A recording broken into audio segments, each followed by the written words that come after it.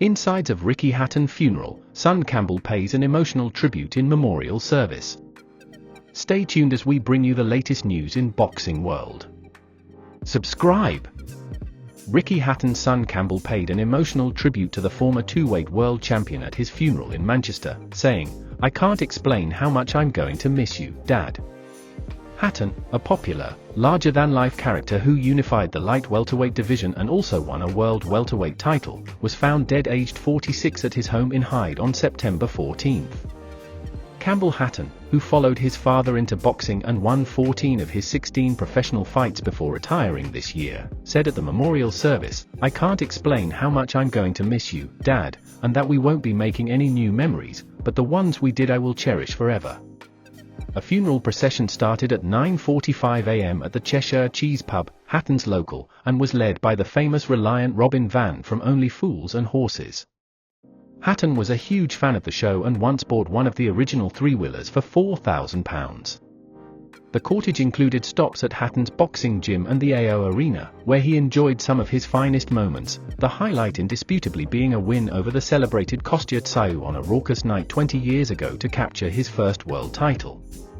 Thousands of mourners lined the streets in Manchester to pay tribute to Hatton, with a private memorial service at the city's cathedral starting at midday.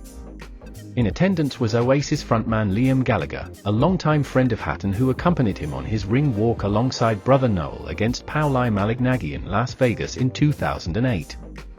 The great and good of British boxing also turned out, with Tyson Fury, Tony Bellew and Frank Bruno, as well as former England cricket captain Andrew Flintoff and former Manchester United and England star Wayne Rooney, arriving at the Cathedral.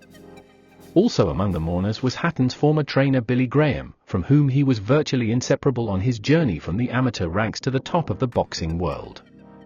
Hatton's mother Carol said in a statement read on her behalf at the service, "The Hitman was adored by his army of fans, the people's champion, and he would say that's how he would want to be remembered. Long before this accolade he was our little champion from the day he was born."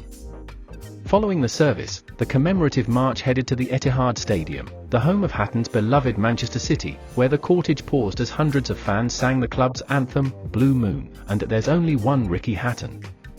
Hatton's all-action style brought him 45 wins and 3 defeats from 48 contests.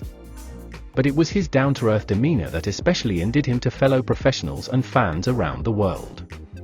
That was evidenced by tens of thousands following him to Las Vegas, where he fought the 2-pound-4-pound greatest fighters of his era in Floyd Mayweather and Manny Pacquiao, with stories of UK fans singing There's Only One Ricky Hatton and drinking Sin City Dry going down in boxing folklore.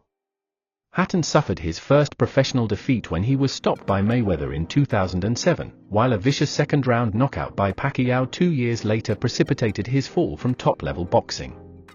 A misguided comeback attempt against Vyacheslav Senchenko in 2012 marked the first public admission Hatton was struggling to cope in retirement. He was a tireless ambassador for mental health charities as well as Manchester-based Barnabas, which supports homeless and vulnerable people, and turned his hand to being a successful trainer in an attempt to fill the void.